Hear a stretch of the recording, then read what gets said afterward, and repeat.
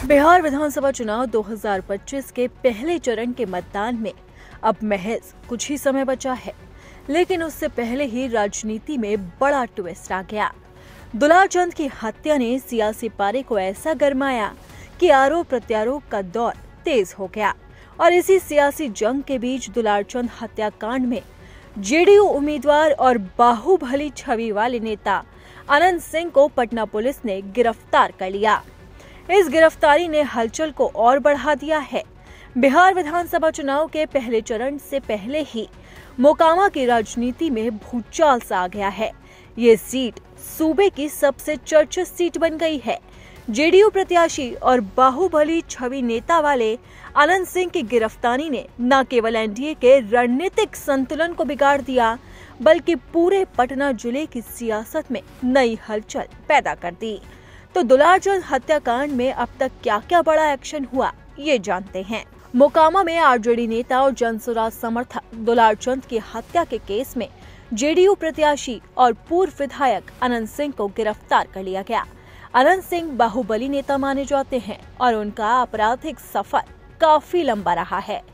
JDU के Mokama candidate Anant Singh की Dularchand Yadav murder case में गिरफ्तारी पर डीजीपी विनय कुमार ने कहा है कि एसएसपी पटना ने प्रेस ब्रीफिंग में साफ कर दिया है कि गिरफ्तारियां कैसे की गई, ये सब अब इन्वेस्टिगेशन का मामला है। इन्वेस्टिगेशन के बाद ही पता चलेगा कि किसके इरादे क्या थे।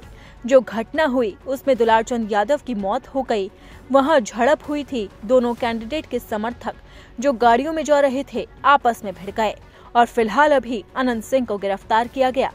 वहीं जेडीयू के मोकामा उम्मीदवार अनंत सिंह के दुलारचंद यादव मर्डर केस में गिरफ्तारी पर दुलारचंद यादव के पोते नीरज यादव का बड़ा बयान भी सामने आया। उन्होंने अपनी जान को खतरा बताया है। उन्होंने कहा है कि अनंत सिंह गिरफ्तार हो गए हैं, लेकिन बाकी 4 आरोपी खुलेआम घूम रहे हैं। अनंत सिंह सरदार हैं, उसके 4 चेले आजाद हैं। वो मेरी जान के लिए खतरा है। इसके पीछे एक साजिश है और इस केस में बहुत से लोग शामिल हैं। मेरी मांग है कि बाकी 4 आरोपियों को जल्द से जल्द गिरफ्तार किया जाए। मैं चाहता हूं कि अनंत सिंह को मौत की सजा दी जाए। मुझे लगता है कि सरकार भी इसमें शामिल है। सिर्फ एक आदमी गिरफ्तार हुआ है और बाकी 4 6 नवंबर के बाद गिरफ्तार होंगे। मैं सभी से गुजारिश करता हूं कि प्लीज मुझे और मेरे परिवार को इंसाफ दिलाइए।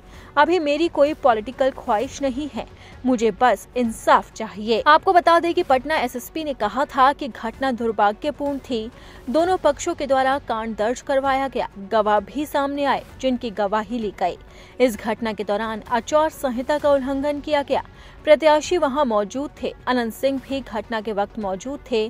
3 लोगों को गिरफ्तार किया गया। अनंत सिंह, रंजीत राम, मणिकांत ठाकुर को गिरफ्तार कर लिया गया है।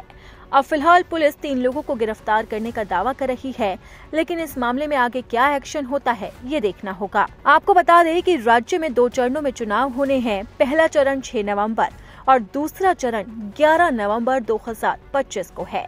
वहीं इस चुनाव के नतीजे 14 नवंबर को घोषित किए जाएंगे, लेकिन इस चुनाव के नतीजों से पहले ही इस हत्याकांड ने राजनीति में नया मोड़ ला दिया।